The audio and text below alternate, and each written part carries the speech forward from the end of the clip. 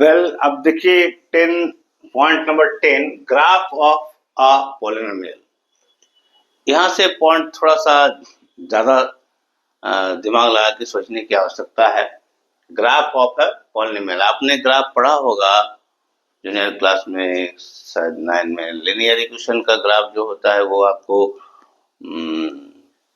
Straight line होता है, लेकिन क्वाड्रेटिक पॉलिनोमियल का ग्राफ जो होता है वो स्ट्रेट लाइन नहीं होता है। इसीलिए ये बात चर्चा करना जरूरी है। तो मैंने सोचा कि ये बात आपको थोड़ा सा स्पष्ट कर दूं पहले, ताकि एक्सरसाइज में जाएं तो आपको कम से कम कठिनाई हो, फटाफट आपको सारा क्वेश्चन का आंसर एकदम इजीली स्मूथली समझ में आ जाए और आप पूरा कैपेबल हो जाओ। ठीक है, इस बात को मद्देनजर रखते हुए मैंने पॉइंट नंबर 10 को भी लिया है, ग्राफ ऑफ ए पॉलिनोमियल। इसको हम पहले समझा देते हैं, फिर एक्सरसाइज में ले जाएंगे, आपको तो थोड़ा मजा आएगा।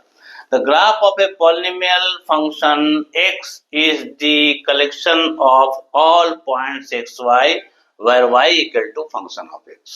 ठीक है, ये y equal to function of x, I mean function of x जो है वही y है। ठीक है, यानी फंक्शन ऑफ x का वैल्यू y का वैल्यू होता है। तो एक नंबर कंडीशन में क्या है, graph of a linear polynomial ax plus b। ये क्या है, ये ax प्लस b जो है ये आपका स्टैंडर्ड फॉर्म ऑफ पॉलिनोमियल है, स्टैंडर्ड फॉर्म ऑफ पॉलिनोमियल। ठीक है, बेटर से standard form of linear polynomial. ये देखिए लीनियर पॉलिनोमियल, ठीक है ना, ये लीनियर पॉलिनोमियल। लीनियर क्यों है, देखिए इसमें एक्सपोनेंट 1 है तो इसका डिग्री हो गया 1, तो ये हो गया लीनियर। a और b क्या है, कांस्टेंट टर्म्स है, तो 2x प्लस 5 कुछ भी कर सकते हैं आप। इज अ स्ट्रेट लाइन, ये इसका ग्राफ स्ट्रेट लाइन होता है। ठीक है, लेकिन हम आपको जो समझाना चाहते हैं वो है क्वाड्रेटिक पॉलिनोमियल का ग्राफ क्या होता है। तो ये पॉइंट 2 में है, the graph of a quadratic polynomial ax square plus bx plus c in a is a U shape called a parabola. ठीक है, यहाँ इसका ग्राफ क्या बनता है, स्ट्रेट लाइन। स्ट्रेट लाइन, ये स्ट्रेट लाइन है, ये स्ट्रेट लाइन है, ये स्ट्रेट लाइन है, स्ट्रेट लाइन, सारा स्ट्रेट लाइन। ठीक है, तो ये स्ट्रेट लाइन होता है। तो आप बोलिएगा सर आपको जब क्वाड्रेटिक पॉलिनोमियल का ग्राफ पढ़ाना है तो आप इसको समझाना है, तो इसको क्या समझाने लगे, इसलिए समझाने लगे कि इस ग्राफ के बारे में शायद आप अवगत हों और इस ग्राफ और उस ग्राफ में डिफरेंसेस होता है। इस बात को समझाने के लिए मैं थोड़ा रिकॉल कर दिया पॉइंट नंबर 1 में डाल के कि graph of a linear polynomial ax plus b is a straight line. ठीक है, कोई भी लीनियर पॉलिनोमियल का ग्राफ अगर आप ड्रॉ करेंगे तो क्या होगा, ये एक स्ट्रेट लाइन होगा। ठीक है ना। आप पॉइंट 2 मेन वाइटल पॉइंट है जो हम आपको क्लियर करना चाहते हैं, वो है the graph of a quadratic polynomial ax square plus bx plus c। देखिए क्वाड्रेटिक पॉलिनोमियल है ना, ये क्वाड्रेटिक पॉलिनोमियल है ना। देखिए यहाँ एक्सपोनेंट 2 है वेरिएबल का, यहाँ एक्सपोनेंट 1 है, यहाँ 0 है। तो हमको इसके एक्सपोनेंट इसमें मतलब नहीं है, लेकिन इससे हमको मतलब है ये क्वाड्रेटिक शो कर रहा है। तो अभी आपको हमने बताया था ना कि क्वाड्रेटिक पॉलिनोमियल क्या होता है, तो किसी भी पॉलिनोमियल का डिग्री यदि 2 हो तो उसे आप क्वाड्रेटिक पॉलिनोमियल कहते हैं। ठीक है, और डिग्री क्या होता है, क्या मैं बताया अभी तो डिग्री क्या होता है, it is the highest exponent of the variable in the polynomial is known as degree of the polynomial. ठीक है, तो इस पॉलिनोमियल में हाईएस्ट डिग्री 2 है, इसलिए क्वाड्रेटिक पॉलिनोमियल हो गया। क्लियर ये पॉइंट। आगे आइए, इसका अगर आप ग्राफ ड्रॉ करेंगे तो ये ग्राफ यू शेप होगा, स्ट्रेट लाइन नहीं होगा। ये मैं समझाने का प्रयास किया, U shape U shape U shape. ठीक है ना, ये शेप जो होगा ये यू शेप होगा। तो इफ अब इसमें कंडीशंस है, यू शेप होगा तो कभी ये यू शेप अपवर्ड फेस में खुला रहेगा, कभी ये डाउनवर्ड फेस में खुला रहेगा। तो इसके लिए 2 कंडीशन लागू होते हैं। क्या क्या, पहला कंडीशन जो स्टार मार्क लगा के रखा हूं, if a is greater than 0, ये क्या है, coefficient of x square. Coefficient जानते हैं, कोएफिशिएंट क्या है, coefficient is the constant given multiplied with the variable is known as coefficient. जब भी कोई कांस्टेंट टर्म को आप किसी वेरिएबल के साथ मल्टीपल फॉर्म में रख देते हैं, यानी गुना के रूप में रख देते हैं, तो उस कांस्टेंट टर्म को आप कोएफिशिएंट कहते हैं। और जबकि ये इंडिपेंडेंट ऑफ वेरिएबल होता है तो इसको केवल कांस्टेंट टर्म कहते हैं। ठीक है, समझ में आया? फिर से बताऊं, कोएफिशिएंट क्या है? It is the constant given multiplied with the variable. जैसे ए भी कोएफिशिएंट है, बी भी कोएफिशिएंट है, काहे? बी एक्स के साथ मल्टीपल फॉर्म में है, ए एक्स स्क्वायर के साथ मल्टीपल फॉर्म में है, इसलिए कोएफिशिएंट हो गया। तो ये कोएफिशिएंट, बट ये तीनों के तीनों ए बी सी तीनों कांस्टेंट टर्म है, लेकिन ये कोएफिशिएंट कहेंगे यहाँ पर, कोएफिशिएंट कहेंगे यहाँ पर, लेकिन इसको कोएफिशिएंट नहीं, केवल और केवल कांस्टेंट टर्म कहेंगे। कारण क्या है? कारण कि ये कांस्टेंट ऐसा है जो वेरिएबल के साथ मल्टीपल फॉर्म में दिया हुआ है, ये कांस्टेंट ऐसा है जो वेरिएबल एक्स के साथ मल्टीपल फॉर्म में दिया हुआ है, इसलिए इसको आप कोएफिशिएंट कहते हैं। तो कोएफिशिएंट, ठीक है। तो यदि किसी भी क्वाड्रेटिक पॉलीनोमियल का एक्स स्क्वायर का कोएफिशिएंट, जिसको हम ए से रिप्रेजेंट किए हैं, किसी भी क्वाड्रेटिक पॉलीनोमियल में एक्स स्क्वायर का कोएफिशिएंट क्या हो? ग्रेटर देन 0 हो, यानी 1 2 3 4 5 6 कुछ भी हो, तो ग्रेटर देन 0, तो उस केस में क्या होगा? पैराबोला का जो फेस है वो अपवर्ड ओपन होगा, ऊपर खुला रहेगा, ऊपर। ठीक है, इसलिए मैं बगल में डायग्राम भी बना दिया हूं कि आपको ये कंसेप्ट समझने में दिक्कत नहीं हो। ये देखिए पैराबोलिक शेप है, यू टाइप शेप, इसको बोलते हैं पैराबोलिक शेप। अब ये पैराबोलिक शेप के बारे में केवल आप इतना ही अभी 10 तक पढ़िए कि यू शेप ग्राफ को आप पैराबोलिक ग्राफ कहते हैं, या यू शेप को आप पैराबोला कहते हैं। ठीक है ना?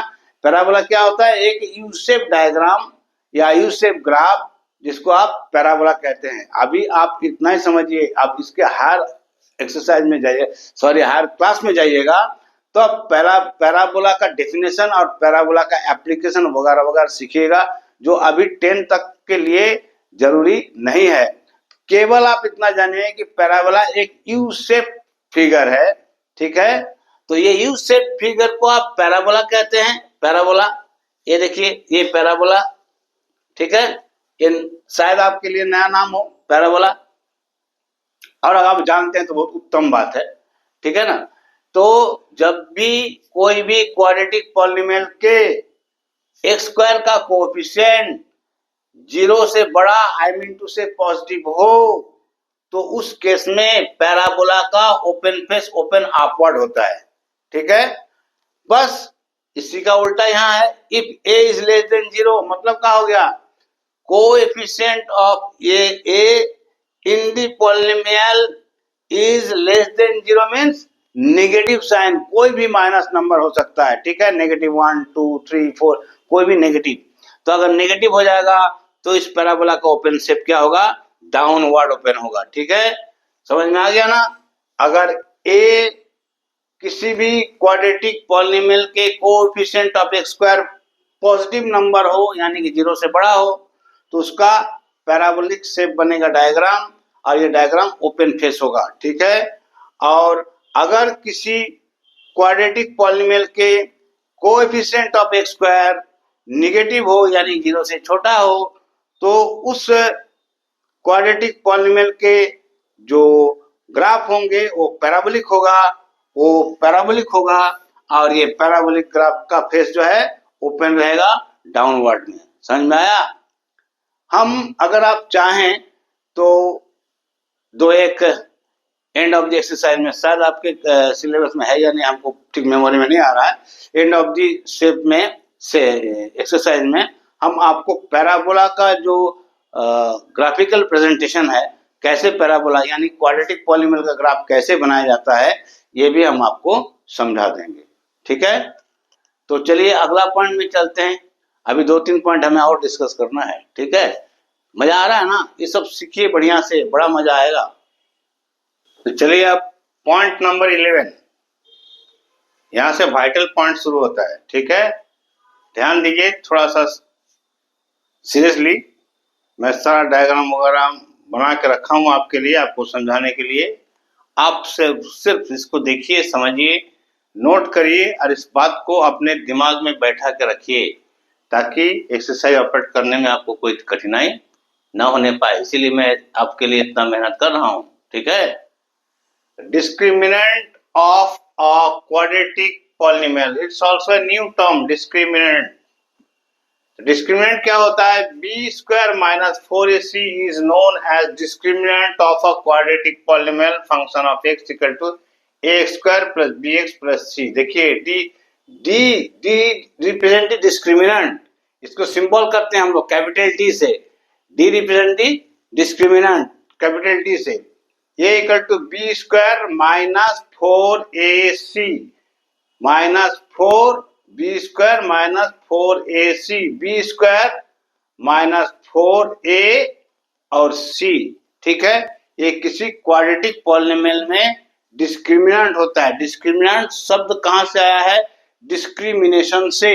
यानी कि कोई भी क्वाड्रेटिक पॉलिनोमियल या क्वाड्रेटिक इक्वेशन में जब आप आएंगे, क्वाड्रेटिक इक्वेशन के जो वैल्यू ऑफ x जिसको आप जीरोस कहते हैं, वैल्यू ऑफ x जिसको आप जीरोस कहते हैं या answer part of the question कहते हैं, वो उसके जो डिस्क्रिमिनेशन है, मतलब कब एक होगा, कब दो होगा, कब नेगेटिव होगा, कब पॉजिटिव होगा, क्या होगा, ये सारे बात को बताने वाला ये डिस्क्रिमिनेंट होता है। ठीक है, ये शब्द discriminant is derived from discrimination. ठीक है, कैसे हम दो या दो से चीज को अलग अलग करें, इट मीन्स डिस्क्रिमिनेशन। तो डिस्क्रिमिनेशन से discriminant and discriminant equal to B square minus 4ac, ये आपको याद रखना है। एक बात यहाँ और बता दूं, जब मैं क्वाड्रेटिक इक्वेशन में डिस्कस करूंगा आपको, तो उसका जो थ्योरी है उसको मैं प्रूव करूंगा और वहां ये डिस्क्रिमिनेंट के बारे में और एलेबोरेटली और बढ़िया से और डिटेल कंसेप्ट आपको दूंगा। अभी जस्ट आप इतना जानिए कि ये जो है रूट्स को डिस्क्रिमिनेट करता है, इसका नाम है डिस्क्रिमिनेंट, जिसको हम सिंबल करते हैं डी से, और डी इक्वल टू फॉर्मूला होता है बी स्क्वायर माइनस 4ac, ये याद रखना है आपको। ठीक है, तो अब आइए इसमें के तीन केस पॉसिबल है। तो तीन केस में पहला case, when d is greater than 0, जब इसमें से d बड़ा होगा, यानी इस d का डिस्क्रिमिनेंट का वैल्यू कैसे निकालिएगा? a b c का वैल्यू डाल दीजिएगा, इसमें सॉल्व करिएगा तो कुछ ना कुछ तो न्यूमेरिकल वैल्यू आएगा। वो वैल्यू 0 हो सकता है, 0 से बड़ा हो सकता है और 0 से छोटा भी हो सकता है। तो जब वो वैल्यू 0 से बड़ा होगा, यानी कोई पॉजिटिव नंबर आएगा, तो ग्राफ क्या करेगा? इंटरसेक्ट करेगा। अगर उस स्थिति में आप इस क्वाड्रेटिक पॉलिनोमियल का ग्राफ बनाएंगे तो इंटरसेक्ट करेगा टू डिस्टिंक्ट पॉइंट में। ठीक है, कहाँ? एक्स एक्सिस पर। ये देखिए, एक्स एक्सिस के दो डिस्टिंक्ट पॉइंट पे इंटरसेक्ट करेगा, दो डिस्टिंक्ट पॉइंट पे इंटरसेक्ट करेगा। ठीक है, तो चूंकि दो डिस्टिंक्ट पॉइंट पे इंटरसेक्ट करेगा तो इसका जीरो भी होगा 2 ठो, यानी यहाँ x का वैल्यू 2 ठो आएगा। ठीक है, to values of x will come here in this case. अब यहाँ पर parabola up and parabola down, इसके बारे में तो आपको बताया है। अगर coefficient of x square positive हो तो पैराबोला अप होगा, और डाउन कब होगा? जब आपका क्या है, coefficient of x square negative होगा। ठीक है, अब आइए केस 2 में। तो केस 2 में क्या है? d इक्वल टू 0, यानी डिस्क्रिमिनेंट 0, तो graph will touch in one point of एक एक्सिस, एक ही पॉइंट पर टच करेगा। ये देखिए, एक पॉइंट पर टच किया। ठीक है, यहाँ भी एक पॉइंट पर टच किया। पैराबोला का सेंस हमने बताया कि अपवर्ड डाउनवर्ड भी हो सकता है, इसलिए मैंने दोनों डायग्राम को आपको दिया हुआ है। ठीक है, ठीक है। अब आइए केस नंबर 3 में। तो केस 3 में क्या है कि ये जो है d लेस देन 0 है, 0 से छोटा है। तो इस केस में क्या होगा? जो ग्राफ आप ड्रॉ करिएगा ना, एक्स एक्सिस को टच ही नहीं करेगा। यदि एक्स एक्सिस को टच नहीं किया, मतलब इस केस में ये आपको कोई सॉल्यूशन नहीं देगा, यानी वैल्यू ऑफ एक्स आपको नहीं देगा। ठीक है, तो ये 3 बातें हैं, और सबसे मेन बात है कि d equal to B square minus 4ac के बारे में हम आपको क्लियर करना चाहते हैं। 100 बात यहाँ पर हमने बताया है आपको। ठीक है, अब आगे चलिए, अब इसके बाद का पॉइंट को भी डिस्कस कर देते हैं। लेकिन यहाँ एक बात मैं आपको और बता दूं कि d equal to B square minus 4ac is not only applicable in the field of polynomial. ये केवल पॉलिनोमियल में एप्लीकेबल नहीं है। क्वाड्रेटिक पॉलिनोमियल में केवल ही फॉर्मूला लगता है, लेकिन क्वाड्रेटिक पॉलिनोमियल के अलावा ये क्वाड्रेटिक इक्वेशन में धुआंधार प्रयोग इसका है, वहां बहुत ज्यादा प्रयोग है इसका। तो उस टॉपिक में जब मैं डिस्कस करूंगा तो आप ध्यान से देखिएगा, डिस्क्रिमिनेंट क्या होता है, कैसे होता है, और उसमें जो रूट्स निकाले जाते हैं, जो वैल्यू ऑफ एक्स निकलता है ना, उसको रूट्स कहते हैं, और इसको हम लोग सिंबल करते हैं अल्फा और बीटा से, ठीक है ना। जैसे इसमें दो ठो जीरोस है, मतलब टू रूट्स, तो two roots means alpha is one root and beta is another root, ठीक है। तो अल्फा बीटा से हम लोग क्वाड्रेटिक इक्वेशन का रूट्स को इंडिकेट करते हैं, मार्क करते हैं, सिंबल करते हैं, ठीक है। तो चलिए इसके आगे बढ़ा, और दो पॉइंट मेरे को आपको बताना है, और 12 और 13 इन दोनों पॉइंट को क्लियर करने के बाद मैं आपके एक्सरसाइज में आ जाऊंगा, ठीक है। अब एक बात सबसे इंपॉर्टेंट मैं यहाँ बोलना चाहूंगा कि अगर ये कंसेप्ट आपको क्लियर हो गया तो प्लीज जाइए एक्सरसाइज 1.2 खोल के देखिए, उसमें डायग्राम बना हुआ है, 4 या 6 डायग्राम बना हुआ है, उसमें खाली आपको आंसर करना है कि कितना जीरोज है, तो आप वहां आराम से कर सकते हैं। काहे, आप खाली वह खोल के डायग्राम देखिए और मुंह जवानी आंसर कर दीजिए। आप देखिए डायग्राम एक्स एक्सिस के कितना पॉइंट पर टच किया है, अगर एक पॉइंट पर टच किया है तो बोलिए आंसर एक होगा, अगर 2 पॉइंट का टच किया है तो बोलिए 2 जीरोस होगा, 3 पॉइंट पर टच किया है तो 3 जीरोस होगा। कहने का मतलब जितना नंबर ऑफ पॉइंट्स आपका ग्राफ टच करेगा एक्स एक्सिस को, उतना ही नंबर ऑफ सॉल्यूशन उस पॉलीमर का होता है। अब इस एक्सरसाइज 1.2 को अगर हम नहीं भी सॉल्व करेंगे तो ये आपके लिए कोई प्रॉब्लम वाली बात नहीं है, ये आप केवल एक्सरसाइज को खोलिएगा और इस कंसेप्ट को दिमाग में रखिएगा, आपको आंसर फटाफट आपने खुद कर लेना है, ठीक है। चलिए आगे का 2 पॉइंट और बताते हैं जो आपको आपके लिए और हेल्पफुल होगा, ठीक है ना। Now guys, these are the last 2 points, 12 and 13, very vital and of course notable, इसको नोट करके रख लीजिए, ये बहुत काम का चीज है, ठीक है। फॉर्मूला है तो नोट करके रखना तो पड़ेगा ही, ठीक है। 12 में क्या है, relation between zeros and coefficient. Zeros means value of x, confuse नहीं करिए, टर्म है। इस टॉपिक में इस टर्म को ऐसे बोला जाता है, value of x is zeros, ठीक है। तो जीरोस और कोएफिशिएंट के बीच क्या रिलेशन है क्वाड्रेटिक पॉलीनोमियल का और लीनियर पॉलीनोमियल का, इसको मैं कंसंट्रेट कर दिया हूं एक साथ, ताकि आप इसको खाली नोट कर लीजिएगा। ये और ये हो गया आपका 12 के लिए vital information to be noted, और ये 13 के लिए पहले इसको डिस्कस कर दें फिर इस पर आते हैं। तो पहला टाइप ऑफ इक्वेशन मैंने लीनियर इक्वेशन को भी साथ में ले लिया है, ताकि एक ही साथ दोनों काम निकल जाए। तो लीनियर पॉलीनोमियल जो है ये ax प्लस b के फॉर्म में होता है, इसका स्टैंडर्ड फॉर्म है, ये स्टैंडर्ड फॉर्म जहां a 0 नहीं होगा। समझ में आता है, ये कंडीशन लगाना जरूरी क्यों है, इसलिए है कि अगर इस a को आप 0 कर देते हैं तो ये पूरा टर्म वैनिश हो जाता है, खाली b बच जाता है, ये फिर लीनियर पॉलीनोमियल नहीं रह जाता है, ये एक कांस्टेंट नंबर हो जाता है, ठीक है। इसलिए a is not equal to 0। जब भी आप standard form of linear equation लिखिए, इसको लिखना मत भूलिए। इसमें नंबर ऑफ जीरोस कितना होगा, लीनियर इक्वेशन में x का वैल्यू कितना होता है, 1, इसलिए नंबर ऑफ जीरोस 1। ये नंबर ऑफ जीरोस बिना कैलकुलेशन करके डायरेक्ट इस इक्वेशन से आप निकाल सकते हैं, उसका फॉर्मूला है ये minus B by A. B जो आपके इक्वेशन में गिवन है उसको ले लीजिए, उसमें नेगेटिव साइन लगाइए, अगर माइनस है तो प्लस कर लीजिए, प्लस है तो माइनस कर लीजिए, और जो ए का वैल्यू है उसको डाल दीजिए, सॉल्व करिए और देखिए आपको एक्स का वैल्यू आ जाएगा।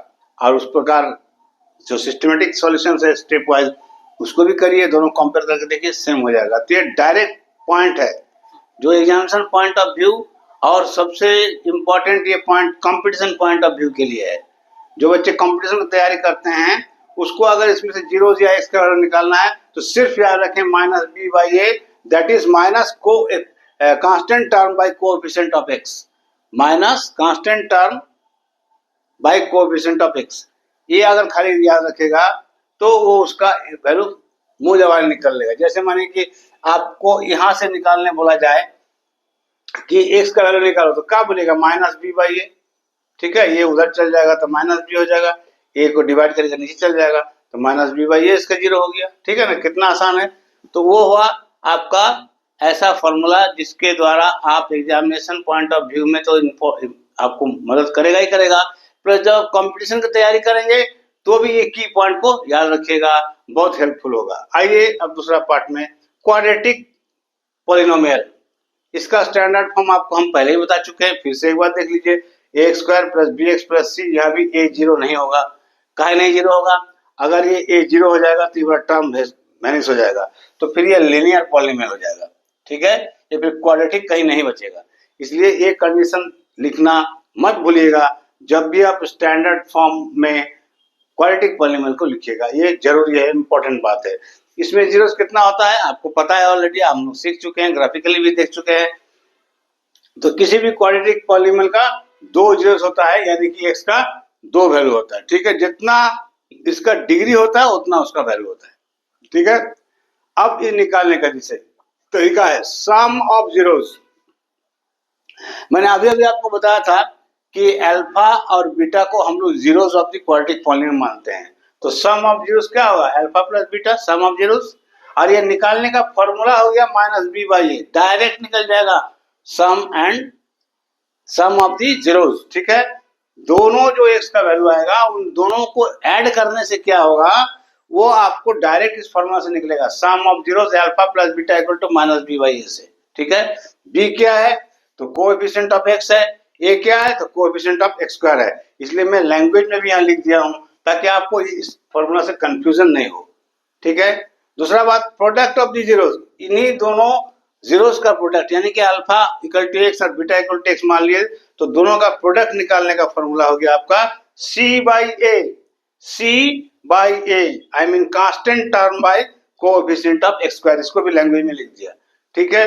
इतना छोटा सा बात है, इसको आप अगर ध्यान से थोड़ा दो चार बार नजर खाली दौड़ा लीजिए और नोट करके रख लीजिए, एक बार लिख लीजिए और दो बार तीन बार दिन मन में पढ़ लीजिए, तो ये आपका दिमाग में बैठ जाएगा और फिर ये बहुत हेल्पफुल होगा, आपके कंपटीशन में भी हेल्पफुल होगा और एग्जामिनेशन में एक्सरसाइज सॉल्व करने में तो हेल्पफुल होना ही होना है।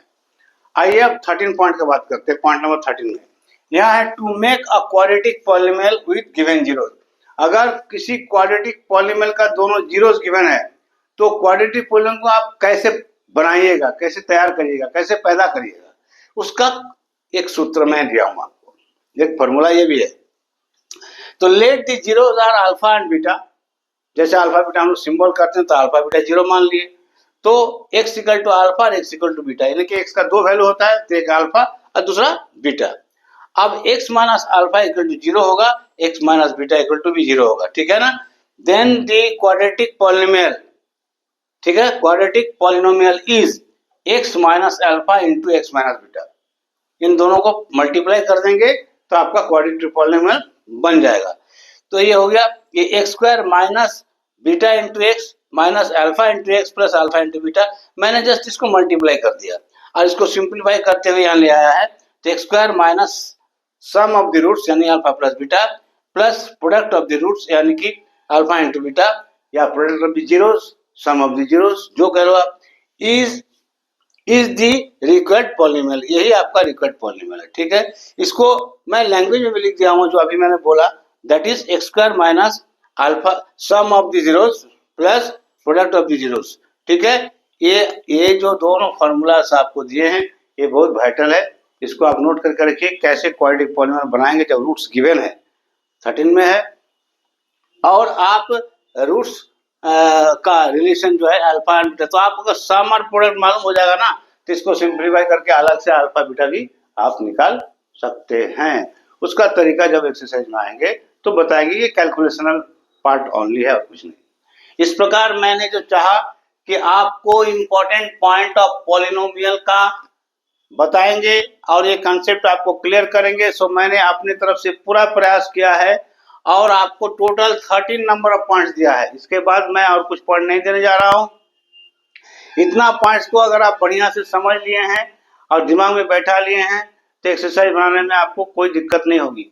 पहला एक्सरसाइज तो आप ऐसे हंसी मजाक में बना लीजिएगा, खाली एक्सरसाइज खोले बोले ये है, ये तो ठीक है बन जाएगा, काहे कि एक जितना पॉइंट में टच किया है उतना जीरोस होगा। सेकेंड एक्सरसाइज में थोड़ा सा एप्लीकेशन है इन सब फॉर्मूला का, वो डिटेल में करके मैं आपको बताऊंगा, लेकिन नहीं एक्सरसाइज 1 को भी मैं अपनी तरफ से आपको बना के बताऊंगा, ठीक है। तो चलिए अब हम लोग एक्सरसाइज की ओर चलते हैं, ठीक है।